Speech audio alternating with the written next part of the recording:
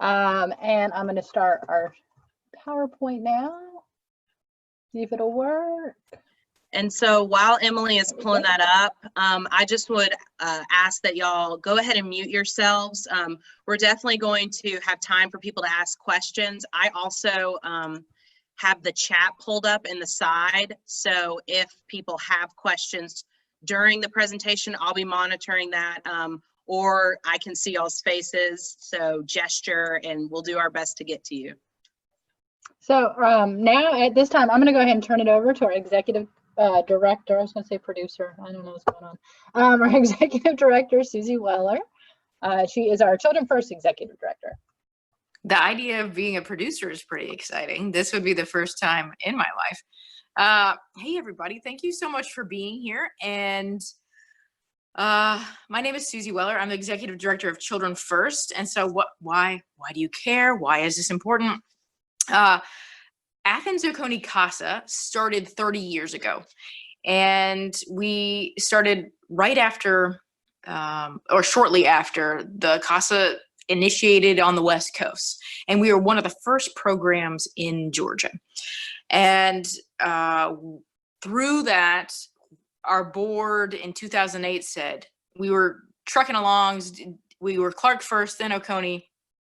Trucking along, and then our board said, you know what, we can provide more services. Our families need more services, and we can provide that. So in 2008, we expanded into Children First. So it's an umbrella organization that is the home of currently 3 programs. We've had different various programs over time, but we currently have 3 programs. So Athens Oconee CASA is our largest, oldest program. And we've expanded to what we are now. It started off with an executive director, and to the point where we are now, where we have a program coordinator and 3 advocacy coordinators, all working specifically on different areas. The other programs we have at Children First are Safe Care, which is an in-home parenting curriculum provided to families that are involved with the Department of Family and Children Services. So what that means is it's trying to help families stay together. It's trying to prevent children from coming into foster care. So someone can call the Department of Family and Children Services and make a report about abuse and neglect. And sometimes children come into foster care. Sometimes investigations say, no, there's no abuse and neglect. This is misinformation. And some say, yes, there's abuse and neglect, but no one needs to come out of the home. We can provide in-home services. So Safe Care is one of those. We have 2 staff that go in, well-trained, that go into people's homes pre-COVID. I'll tell you what COVID looks like, but pre-COVID, they would go into people's homes and provide basic attachment, safety, and health curriculums to try to keep children, and the curriculum is for children 0 to 5 in home. Since the pandemic has hit, those visits look a little different. And so what we'll discuss in a bit is what CASA visits look like differently now. But so it's a lot of things are happening virtually, or we drop off supplies. We may have outside, we currently are having a few visits outside. We currently have multiple families that are hard of hearing, or they need to see someone speak. So we have face shields, and we're distanced outside. Since the pandemic, we have been providing more resources to families. We are providing more diapers, canned goods. We're providing in-home supplies, safety equipment, as well as beds. I know many people are worried about eviction outside, and will we be evicted if we're not able to pay rent? These are all things that are happening for our clients as well. Our next program is called SPARK, Supportive Parenting and Access Resource Center. Okay, there's that, but what does it actually mean? In the state of Georgia, we're one of the few states that still have this law, that if a man and a woman conceive a child and they are not married, the father is not the legal father. I know it sounds straight like, oh, well, they signed the birth certificate. That's great, but it still doesn't hold up in court. So fathers need to go through a legal procedure to to have access to their children. So we have a program where we work with child support services, we work with the court system, and we help fathers and other non-custodial parents gain access to their kids.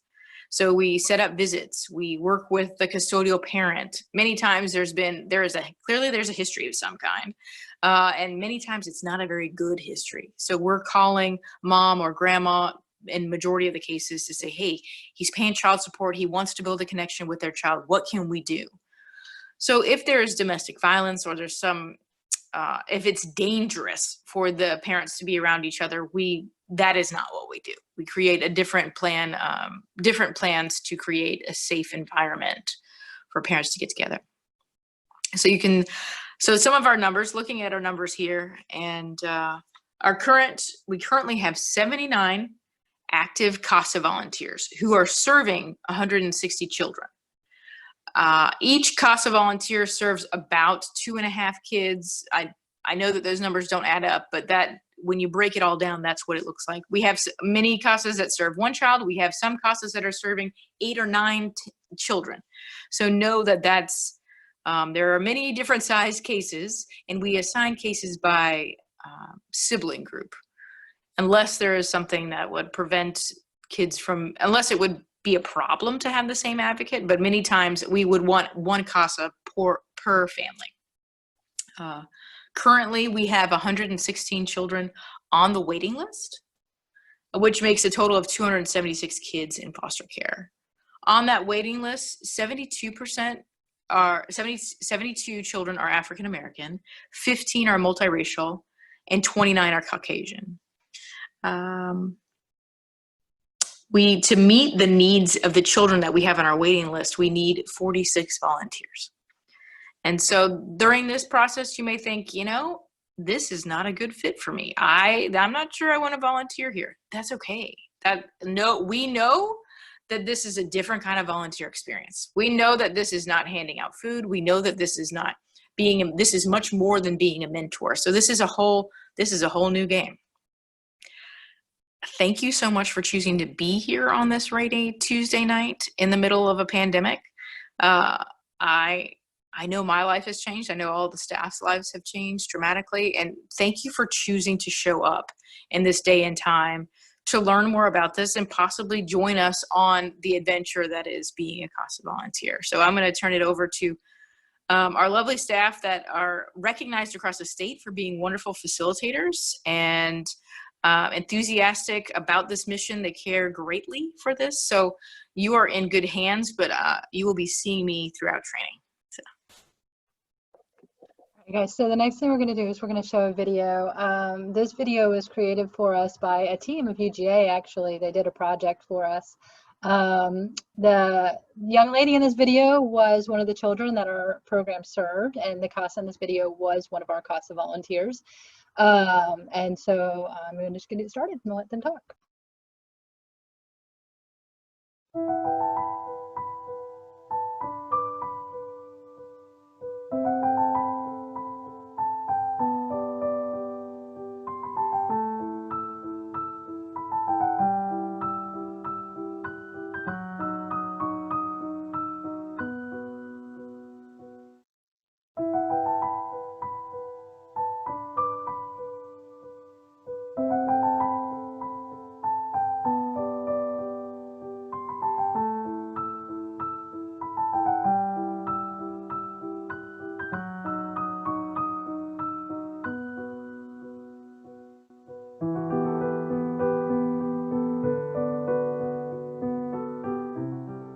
My name is Tantanika. My family, prior to coming into foster care, I had... I don't know if anyone else is hearing the video, but I am not. 2 brothers and... You guys are? My issue, 2 cousins. I was sexually assaulted by my stepfather. It was like when I was like a kid to probably my 10th grade years. One day I woke up and I was tired of it, sick of it. And I just couldn't do it anymore.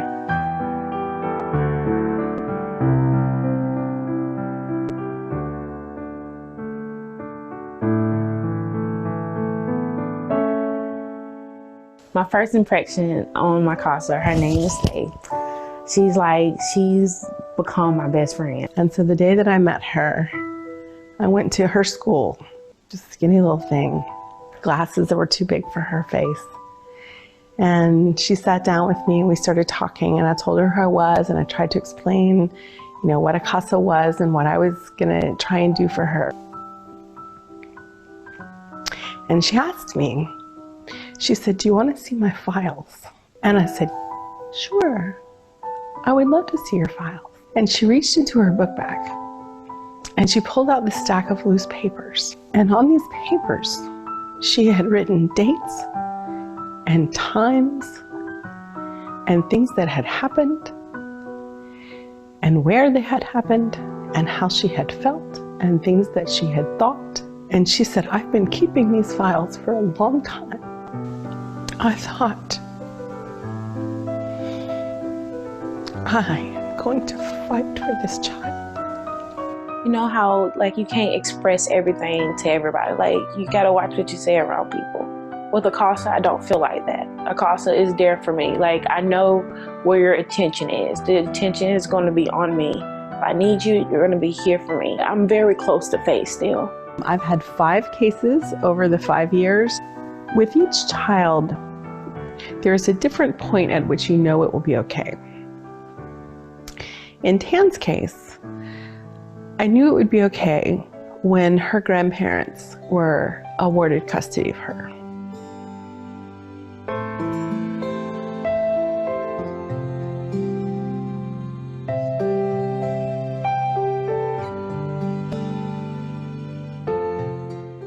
In the best possible world, the Department of Family and Children Services could be seen as an agency that has the responsibility to care for children, and that it would always act in their best interest, that parents would always have their own children's best interest at heart, that children could say what they want and that would also be in their best interest.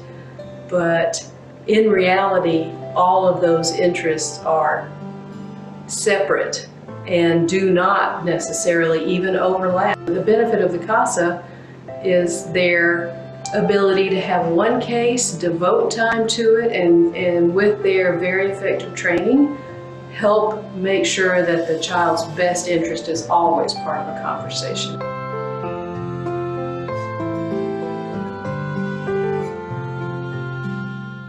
I am going to school full-time soon, so I'll be trying to go for social work. I'm going to Advocacy Tech, and then when I get my master's, me and Faye talked about this, when I get my master's, we're gonna try to see if I can transfer to go to UGA.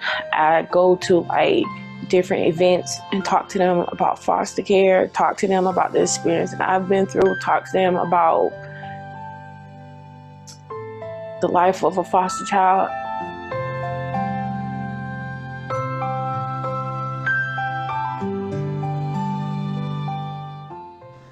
With a CASA, I am more likely to find a safe and permanent home. With a CASA, I am more likely to succeed in school. With a CASA, I am more likely to spend less time in long-term foster care. With a CASA, I am more likely to avoid re-entry into foster care.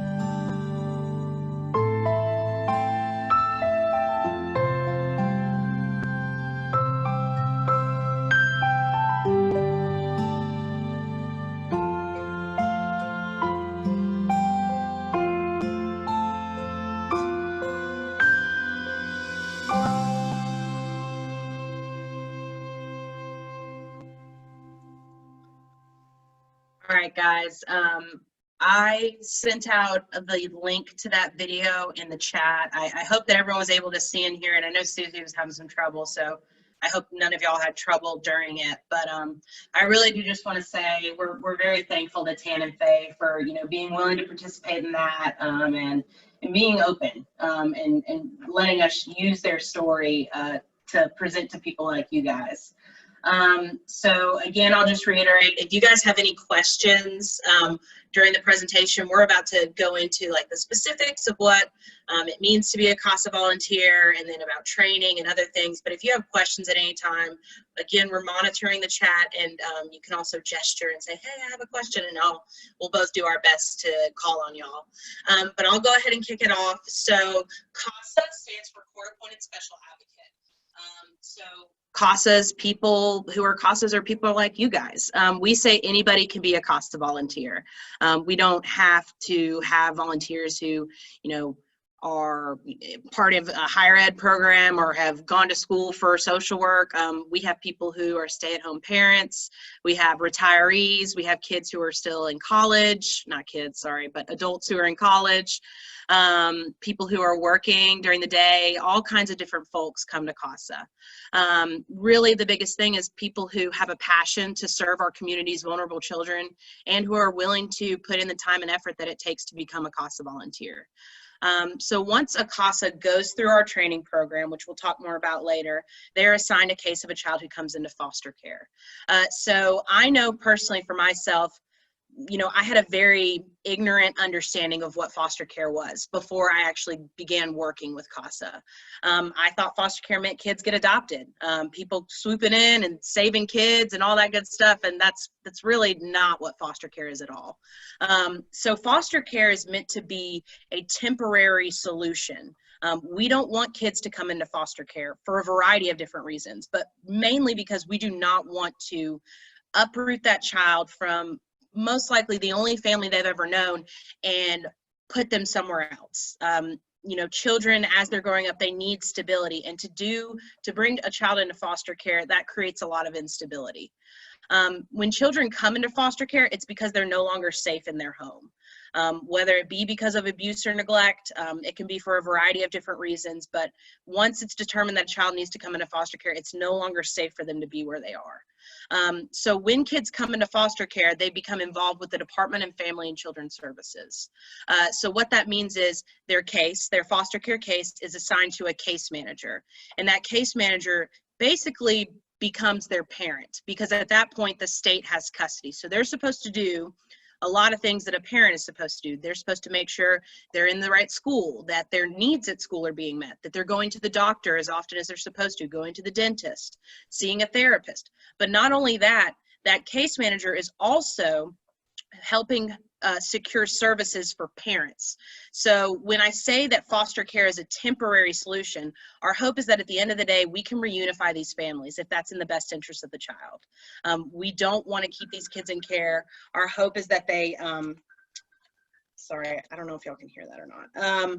But our hope is that these kids will one day go home once their parents have remedied the situation that brought them into care initially. So what that looks like is the case managers have to help provide them services by referring them to different providers for whatever issue brought that child into care. So again, we have a lot of different reasons. A lot of our kids come into care because of substance abuse by the parents, or untreated mental health. We also see physical abuse, medical neglect, educational neglect, but whatever that reason is, they have to work a case plan to fix those issues. And so with that case manager, I've just described a lot of what they're having to do. So they're having to provide all these services to the kids. They're having to provide all these services to the parents. They're checking in on the foster parents. They're testifying in court, but they're not just doing that for one family. They're doing this for 20 or 30 families, and that's a lot. And so I don't know how much y'all know about the child welfare system, but DFACS is chronically overworked, underpaid, always has a lot on their plate. No matter when you see them, it's always busy season. And one analogy that gets used when we have DFACS come and speak during our training is that a case manager at DFACS is expected to walk into the movie theater, and they're expected to go and watch every movie that's playing at one time and know everything about it, all the characters, the plot, what happens, even the background that isn't even mentioned in the movie. And they have to testify to it in court. And if they don't know the information, then they're on the hook for it. And so that's kind of a losing situation that they're put into. So where does CASA come in?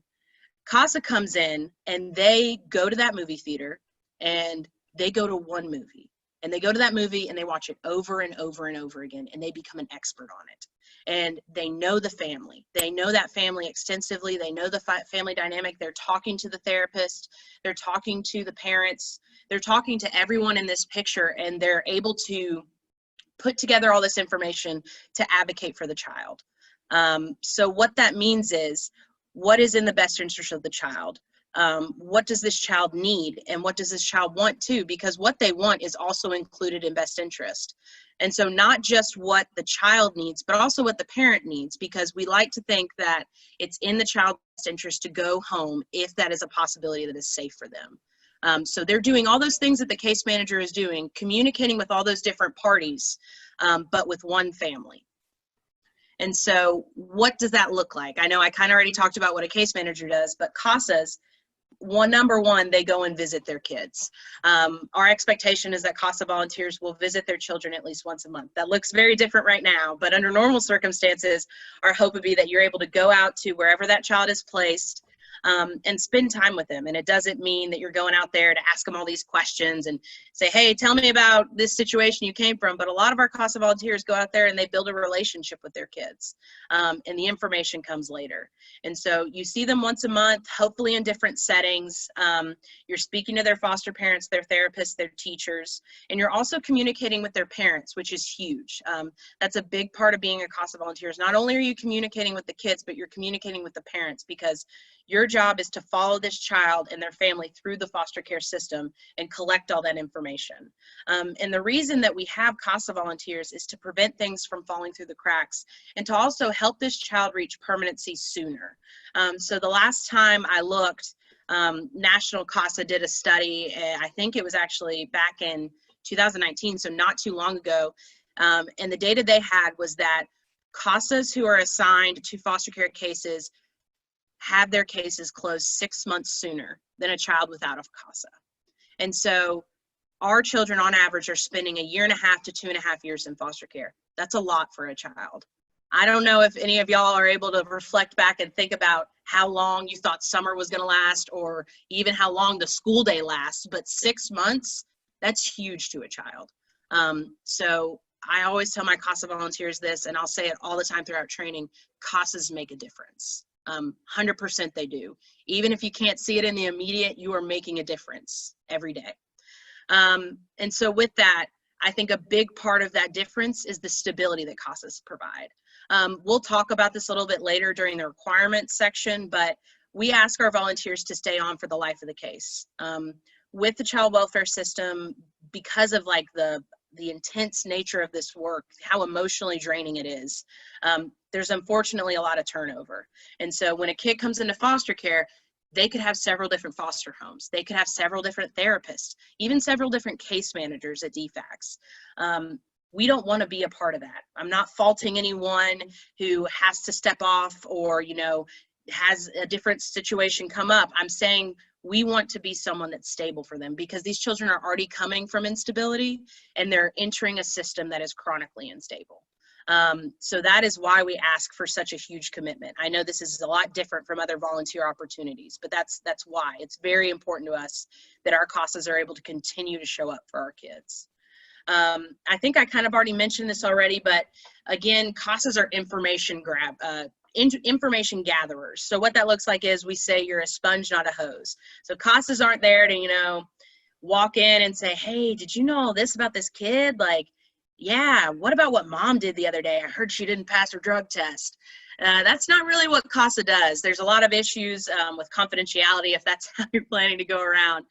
But you are soaking up all this information from family members, from providers, and helping piece together a picture of what this child looks like, what this child's life looks like now that they're in foster care. So again, that involves communicating with foster parents, monitoring birth parents and communicating with them, and also talking to the child is a huge part of it. And all that information is accumulated and it's put into a CASA report. So that's where the court section of court-appointed special advocate comes into the picture. when children are in foster care, they enter the juvenile court system. And so after they go through those initial court proceedings, about every 3 months, they have a review, and we update the court on what their progress looks like. And so at those reviews, CASA submit a CASA report. And in that CASA report is the whole picture, the current picture of what's going on in that child's life, what services they're receiving, how they're doing in school, things they want to tell the judge. All that stuff is in the CASA report, and it's a narrative report because we really do like to humanize these families. There's some CASA programs who use forms and answer questions, and it's not as personal. We really do like to have the child's voice in the report. We think that's really important. I will say that one of the things that makes people the most nervous sometimes is making recommendations to the court. So that is something that feels a little nerve-wracking, because people are like, well, who am I to make recommendations to a judge and the DFACs who do this for a living? But I think because you have that unique perspective of all sides of the case, you have a better understanding of what actually might be in the best interest of this kid versus, you know, the DFAC's attorney or the parent attorney, the mom's attorney. You've talked to everybody. You haven't just talked to one party. And so a lot of your recommendations, some of them might be serious recommendations. Some of them might be this child needs therapy, or this child needs a trauma assessment, or, you know, this child was 1013 and really needs a psychiatric appointment. Some of them might be some serious, heavy recommendations, and some of them might just be things that every kid wants. You know, this child wants art classes. Someone needs to sign this child up for day camp during the summer. Well, not this summer, but during normal summers, or extracurriculars, soccer, football, basketball. Because unfortunately for our foster kids, because there's so much focused on, are they safe? Did they get their therapy? Some of the smaller things that let kids just be kids do slip through the cracks. And that's where CASA can really, really help. Is you can help find day camps. You can help find extracurriculars. You can show up to their basketball games and go to their school plays. You can be that person who does those things, because I guarantee the case manager's likely not going to have time to do those kind of things. Sorry, I interrupted you, Arden. No, that's totally fine. I was wondering, I was like, sometimes I realize that this is my job and I talk about it too much. You start like realizing, like, there's so many things I want to tell you guys. There's so much to know. But I think kind of really the only other thing that we would touch on with this slide, if y'all have noticed, if you're looking at the slides, those last 2 bullet points. So we use a lot of different acronyms in this world. It's like learning a whole new language, and you're going to see stuff like that and you're going to be like, what's going on? But really, you pick it up very quickly, and you'll be able to know everything before you can say it. Sorry, go ahead. I do want to one last kind of point that I want to make too is that I frequently remind myself that when children come into foster care, when this whole process starts and they come into care, the judge automatically signs a CASA appointment to that child, to every child that comes into foster care in Clarke and Oconee. Those children have the right to have a CASA, and it is a heavy burden on the program staff that we are not meeting that need. The fact that these children have this right, and the judge is saying, you can do this, and we can't meet it because we don't have enough volunteers. It weighs on me, and I believe it weighs on the other staff. So just know, like, this isn't just something some kids get. We want every single child in these counties to be represented by a CASA volunteer. Yeah, I would definitely agree. All the time, we dream about 100% of our children served. And I think when Susie said 46 volunteers, I think that's what she said earlier, that's how many we need in order to serve all our kiddos. I was like, oh, we can do that. We can do that. Which is maybe a little bit too eager. I don't know if we can do 46 people in training, but I really think that that's achievable, hopefully in the near future. You will find that the CASA staff, our job is to work around problems, right? Our job is to find creative solutions, not only for the kids, but for our volunteers. So we are consistently saying, oh, we could do that. Oh, well, we could do that. And maybe sometimes we should stop because we're only human and there's only a couple of us, but we have this dream to do all the things.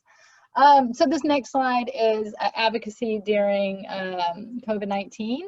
I know a lot of what we're talking about, going to the schools, doing in-person visits. We're talking about these things like the virus isn't going on right now. And so this did change the way our volunteers had to look.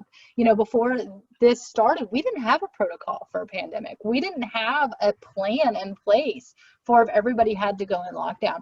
We've had to kind of create a whole new system in order to still keep our organization going and still serve these kids, because stopping serving these kids because this is going on is just not an option. It's not an option in my mind, and we don't have one volunteer who believes that's an option. We actually haven't lost any volunteers due to COVID during this time. All of our volunteers are sticking it out. And so, but we did have to stop in-person visits, which has been challenging. It's challenging for the volunteers. It's challenging for an 18-month-old child who has no idea what Zoom is and, you know, can't sit still for more than 35 seconds in front of a computer. So we've had to be really creative about how can we work around this and keep everybody safe. So initially we had to stop all in-person visits. In June, we started getting feedback from our volunteers that, you know, they were like, hey, I can put some safety precautions in place for myself and the family, and I would feel comfortable visiting my children. So that we had to create a whole protocol. There's a screening process that they have to go through. The foster placement has to approve of them coming to the home. The visit has to be outside. There has to be social distancing. Masks have to be in place. There's a lot of like rules and protocol they have to follow before this can happen. And that's even if they don't fall into the high risk category, because those volunteers who are in the risk category, we won't approve to go. So, and each approval has to come through myself and has to go through Susie, and we have to, you know, have agreements and signatures. So we're taking it very, very seriously. We do have some volunteers who are out and have done in-person visitation with their kids. Please know that during the training process, it's going to be challenging. We're going to challenge you. We swear in people that we have complete confidence in. And so if my volunteers come to me and say, like, I can do this, I have complete confidence in them because I know them well enough. So I believe our volunteers are being safe. And I believe that if our volunteer comes up against something, they're going to communicate that to us. Right now, we are encouraging our volunteers to still do virtual. Like, that is our position. We would prefer you do virtual contact with any members of your case and the children. But we have had some very specific case issues that we've had to do in person. So, general CASA requirements. So the first thing is to be 21. You don't have to be 21 to do the training, but you do need to be 21 to be sworn in by the judge and become an officer of the court. So we have had some younger people come through training. We had one guy, he came through our summer training, and he actually didn't turn 21 until September. And he came back on his 21st birthday and swore in on his 21st birthday with the judge. So, so we have had people younger than 21 go through our training process and then just come back if they're going to be turning of age within a few months. You would need to complete all components of training. And so when we talk about training is challenging, Art and I have really tried to be much more careful about our language around this, because I think when we say that, people are like, oh, I can do challenging. I've done hard stuff. It's fine. I got it. But no, it's really, our feedback from volunteers is that our training is like a college hybrid course. You're doing a lot within 6 weeks. So it's 40 to 50 hours. So not only are you going to do your in-person training classes, which is going to be in a virtual setting. It's going to be through Zoom. But I say in person because that's the only way I can separate it. This is close to in person as we get. Correct. But so we have our in person, which is going to be twice a week. And I'm going to talk more about that in a little bit. But we also have an online platform called Moodle. And so there's so much we want to teach. You know, there's so much we want you guys to learn. We're trying to teach you social work, juvenile law, trauma, substance abuse. We're trying to teach you all the things that you need to know before you go out into the field, because you're going to be working with individuals, attorneys who have gone to school for this, social workers who have gone to school for this, therapists, that's their job. So we want you to feel prepared. So we're trying to shove as much as possible. So in order for us to do that, we use Moodle. Moodle will probably take about 2 to 3 hours a week on top of the in-person also. So there's Moodle, and basically it's just like an online class. It's going to be like, watch this video and create a discussion post and talk among your peers. Like, you guys talk about it a little bit. And then there is going to be writing assignments. So we noticed, as we put a heavier emphasis on the writing of the CASA report in training, we're getting better quality reports at the end of training. It's really been very helpful for CASAs coming out of training to understand exactly what this means. So there's going to be a couple weeks where we break up the report. You're going to get a fake case. We're going to give you fake information on a fake case, and you're going to start writing a report on that case. You're going to write a background, you're going to write sections, and then eventually make recommendations. So that will take a little bit of time each week. There's also some other random trainings spread throughout that aren't really that time consuming, but necessary, like a mandated reporter training, because as a CASA volunteer, you will become a mandated reporter. And then observing court. So our court is not in person right now. All our court is virtual. I do feel fortunate because there are some programs that still aren't having court. Everybody's court is on pause. Ours has found a way to at least do some virtual court, even if we can't do the amount of court that we're used to. So I'm still working out kind of logistics of how we're going to make that happen, but you will have a certain amount of court hours that you need to get also. It's really important that you see our judge, and you see our attorneys, and you see CASA volunteers. So you would get the opportunity to see CASA volunteers in a hearing and see what they do. We're a small little community, and you see a lot of the same faces over and over again. And like Arden said earlier, the acronyms, there's a language that we use, and as you're just immersed in it more and more, you're going to understand it and start using it yourself. And then, you know, you're going to be talking to your friend, and you're going to be like, BMO, and people are like, what are you talking about, BMO?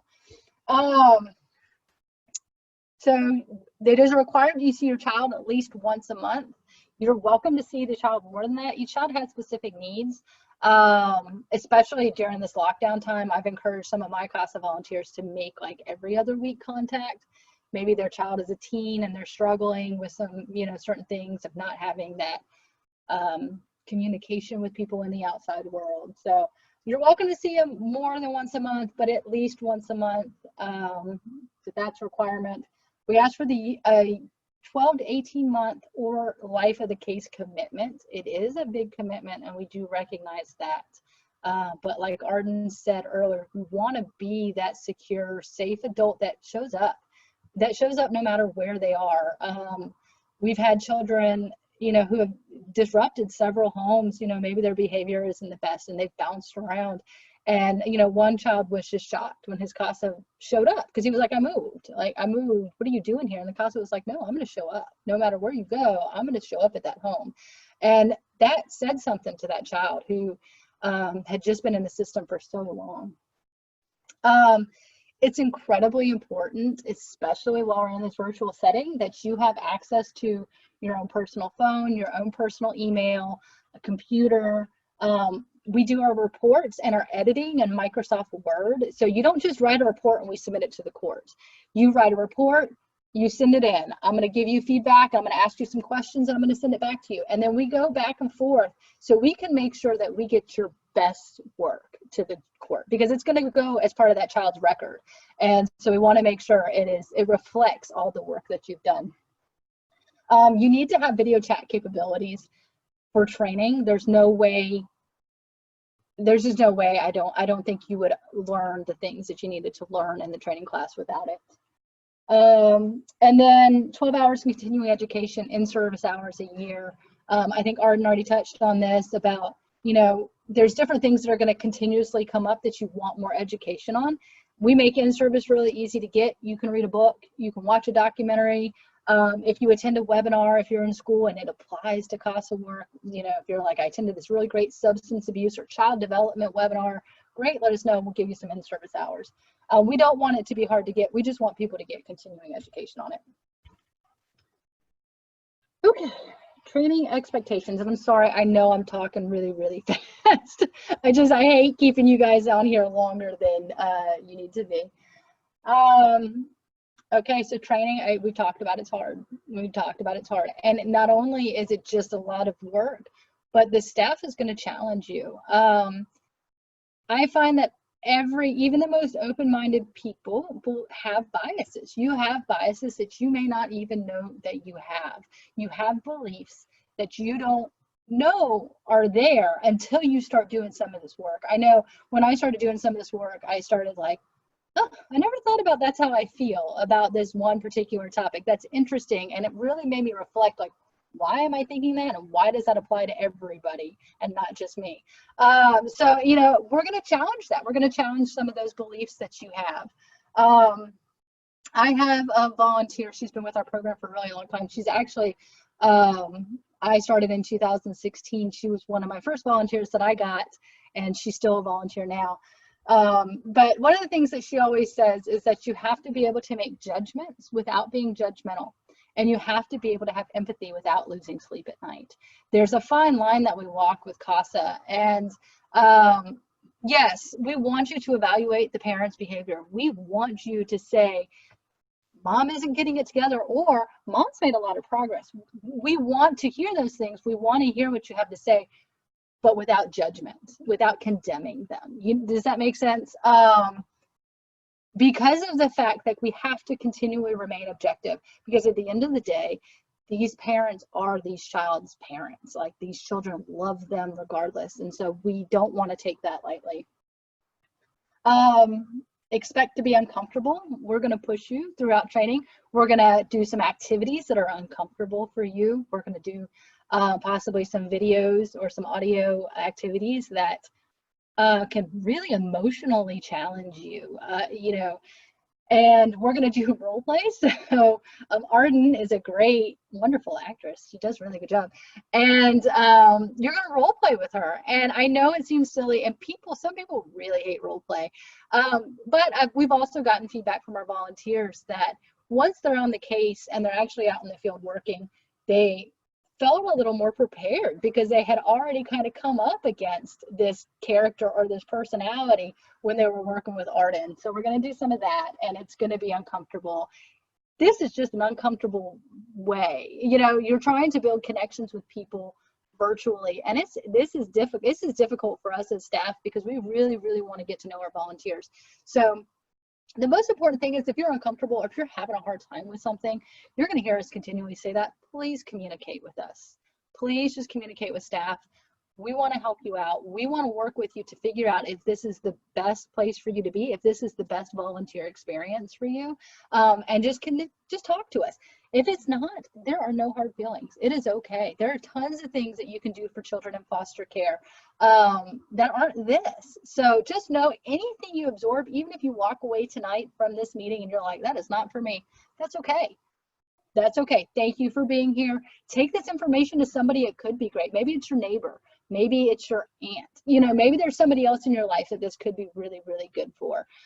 We have CASA programs in almost every county in the state. So they don't even necessarily have to be in this county. They could be in a different county helping children where they live.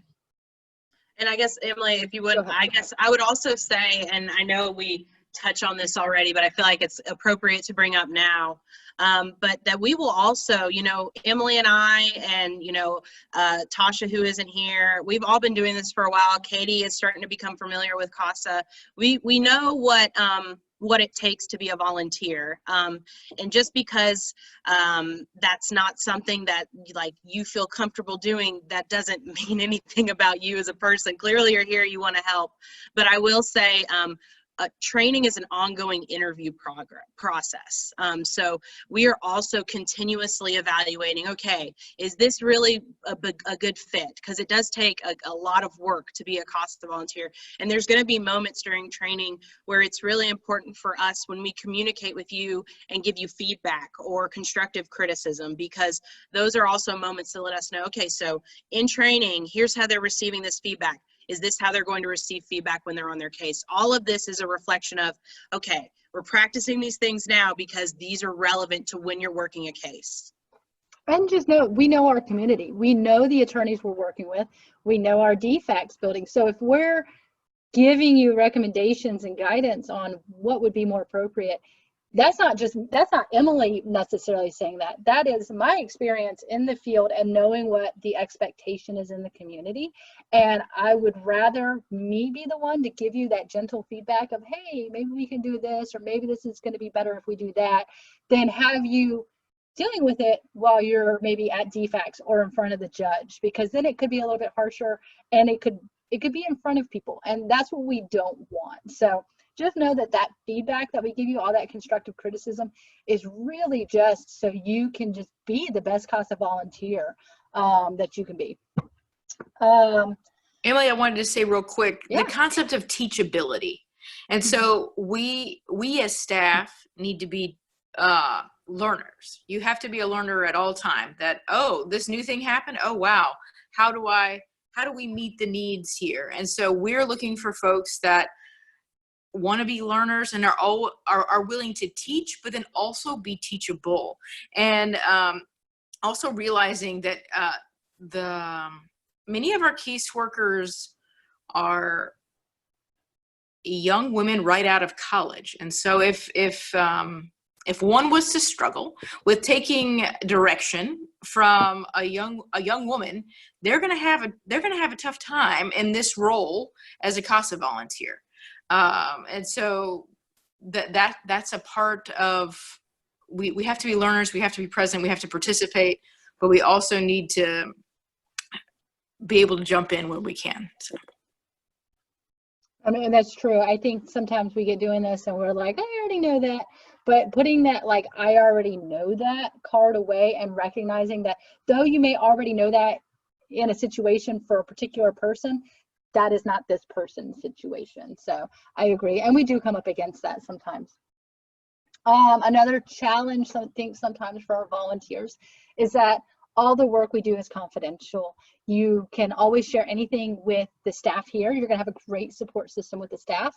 We have a great support system within our CASA volunteer network. Our volunteers actually created a bi-weekly, is now virtual, CASA Connections meeting. Staff doesn't go, just CASAs go, and they talk about their cases, and they share frustrations, and they troubleshoot case issues, and, you know, work together to try to figure things out. We have all that in place because of the fact that when you go home, or you're talking to your mom, or you're talking to your significant other, or you're talking to your best friend, you can't talk about your case.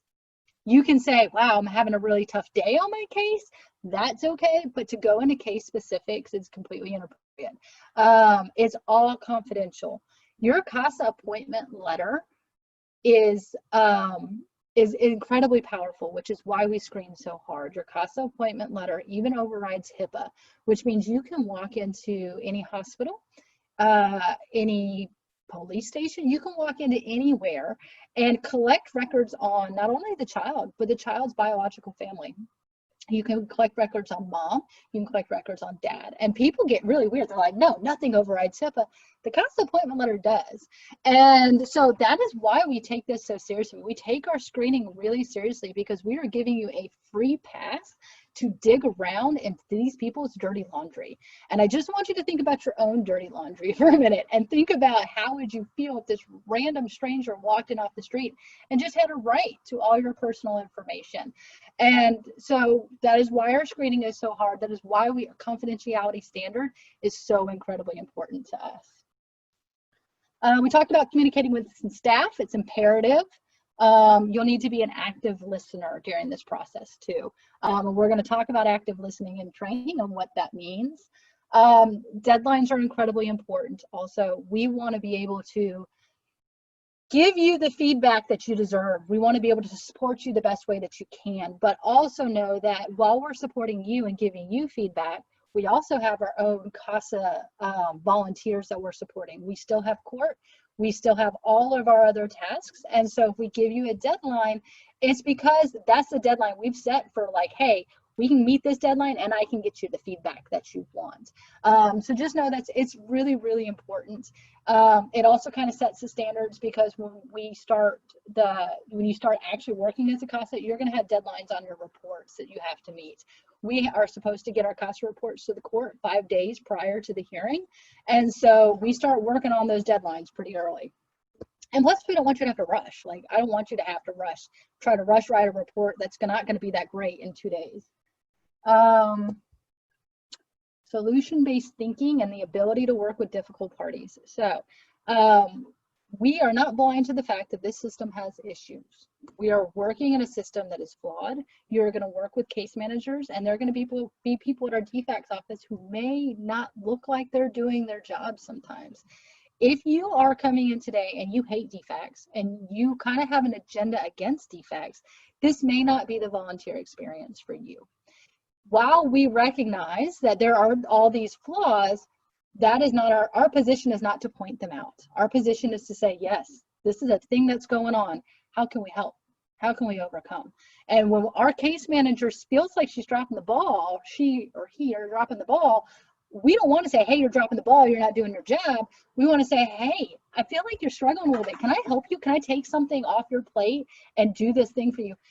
I have found that since we started this approach with our DFACS, our relationship with them has improved dramatically over time. And so now our DFACS offices come to depend on us a little bit instead of us being their adversary. So, and Emily, I would say with that, like, I feel like that directly rolls in the next thing. Like, CASAs have to be creative problem solvers. And I would say with that, with providing like, hey, here's a resource, here's something that I found that maybe could fix this issue, because CASA is there to be a part of a team, not there to point the finger. It's very easy as a CASA to point the finger. A lot of the stuff you're going to be doing, you're going to be behind the scenes. You're not going to be in the spotlight and everybody's saying, oh, CASA, you're amazing. Even though we'll be telling you that you're amazing, there's going to be moments where you're like, hey, I was the one that told her that information. She didn't give me credit. But that's not why we're here. That really is not. And so I think that's why our relationship with DFACS is so good, because we are always there to say, hey, here's this information that I think would be really important, and I don't want you to get surprised by it in court. Or, hey, I just saw this thing. I think maybe if we referred this service, or I looked up this thing. Really, again, coming to them with solutions and creative problem solving. Right. And so it kind of goes into the next thing. Remember, this work isn't about you, it's about the child. So there is that. You may not always get the pat on the back that you deserve. First of all, there's a lot of times where I'm like, they could have acknowledged the CASA in that scenario. But also, you know, we all have our own personal history. We may have some trauma in our history. And I know that everybody comes to this work and they have the genuine, like, I want to help and I want to make a difference. But sometimes that gets really enmeshed in our own trauma. And so then that child's trauma gets mixed up with our trauma, and we start advocating for that child in a way that's really advocating for our own selves. And so that's part of what we're here as staff to do, is to make sure that what you have going on doesn't start being what this child has going on. So this work isn't about you. We're going to always bring it back to, hey, that's a tough thing you went through. Let's bring it back to this child and this child's situation. And then the last thing is you need to be able to write in a professional manner and be able to communicate effectively in the written form. That is never more important than it is right now, because almost everything is virtual and in written form. So we're going to help edit the reports. We're going to give you feedback on it. But if you really, really have a hard time writing, that's going to be something you want to talk to us about, and because that's going to be a big component of training. All right, so training dates. The first week of training is going to be, where am I at? Oh, I'm skipping orientation. So we have orientation first. So at orientation, it's going to look a little bit like today, but it's going to, instead of all the what does CASA do, it's going to go much more in depth of this is what training looks like. So we will offer that on August 18th. It'll be 10:30 and 5:30. If you do your application and you get your interview in, and you can attend either session that you want to, you don't have to attend both. The first week of training will be, is it September 10th or a great date? Yeah, I could do that. I've got these dates down. Yeah, it's like, if you don't see the dates, it all gets mixed up in my head. So the first week of training and the first day of training will be September 10th.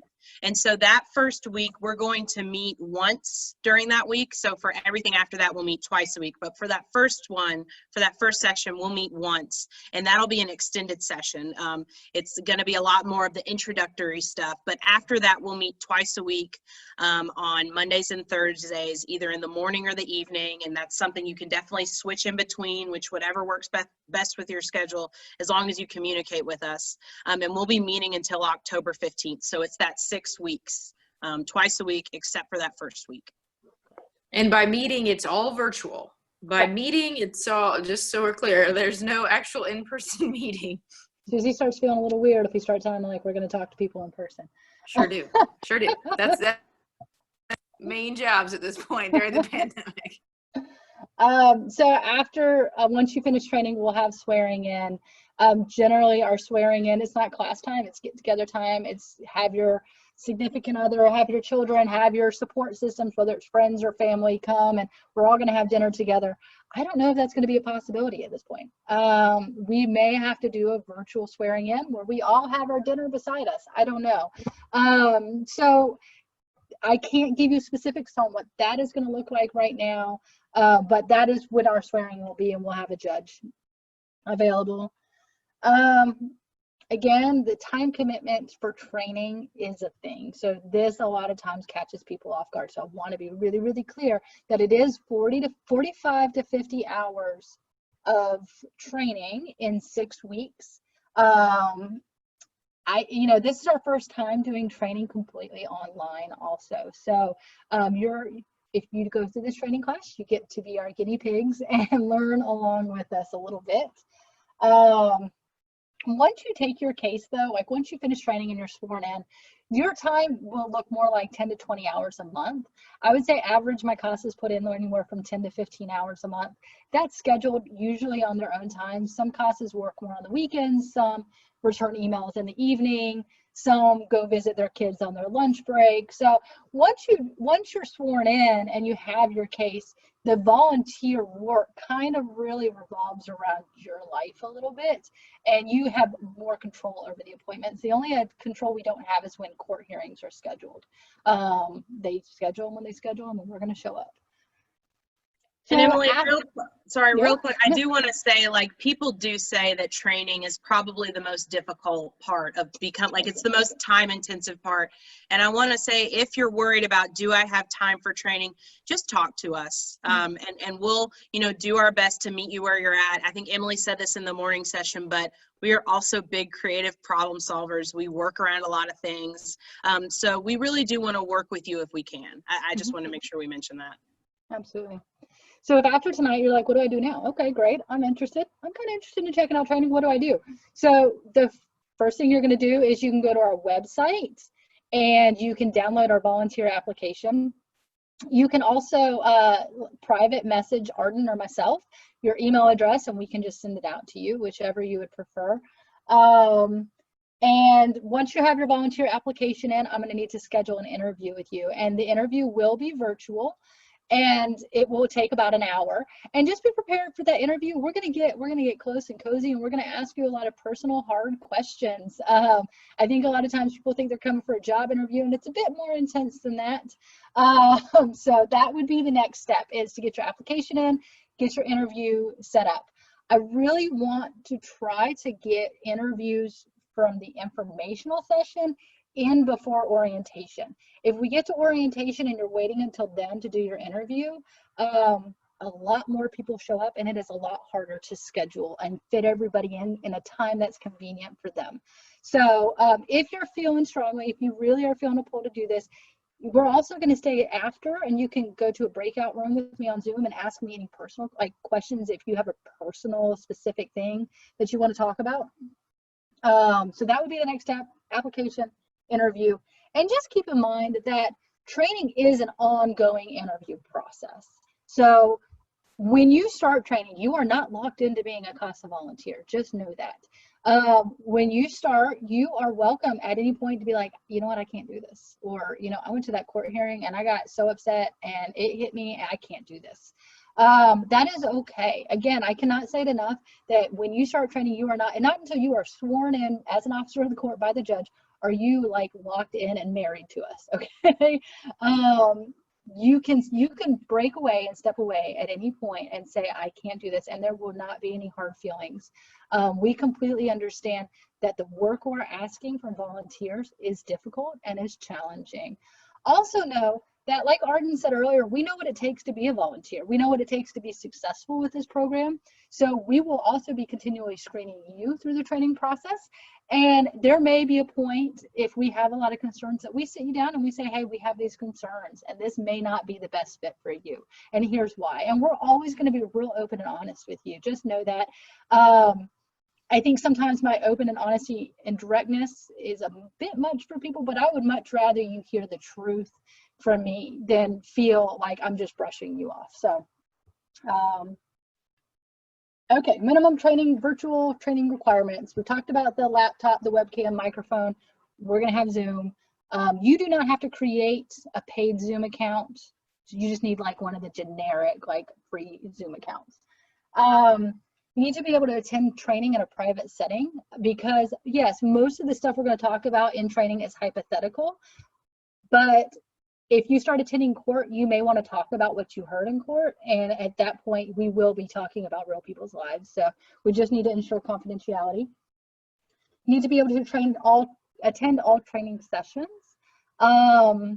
If you need to miss one, that's fine. Just communicate with us. You know, I understand you may already have vacation scheduled, or, you know, you might have a work trip scheduled or something like that. Just communicate with us, talk to us, and let us know what's going on, and we'll see if we can work around that. You'll need to pick up training material, so I'll have training binders ready for you. Generally, I give out a lot of handouts during training, but I'm not going to be able to do that each week. So it's likely I'll have to put training binders on the front porch at the office, and people will have to swing by, and I'm still working on a plan for that. I do have a virtual training agreement, and I'm going to drop it into the chat also in a few minutes, so you can kind of see it before you really make any decisions. You're going to need to communicate any potential conflicts or issues to the staff and be on time. Again, we are trying to cram, much like this PowerPoint, we are trying to cram a whole lot of information in a very small amount of time. We want to teach you. There's so much to teach you. There's so much to learn. And so we want to try to get started to class every single day on time. And plus, in this setting, it's really obvious when someone's late, and it's just really obvious to everybody. So try to be on time.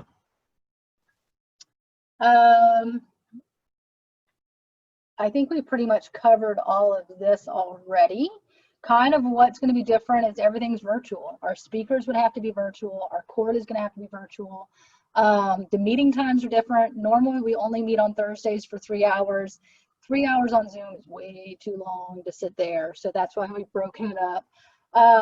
Training relationships. So that is something, that is something that I think staff and I are going to need to be a little bit creative with, because I have volunteers on my caseload right now who still have a support system from the people they went through training with.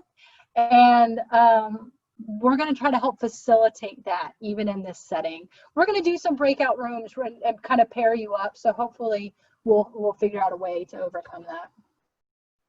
Here's all the training dates.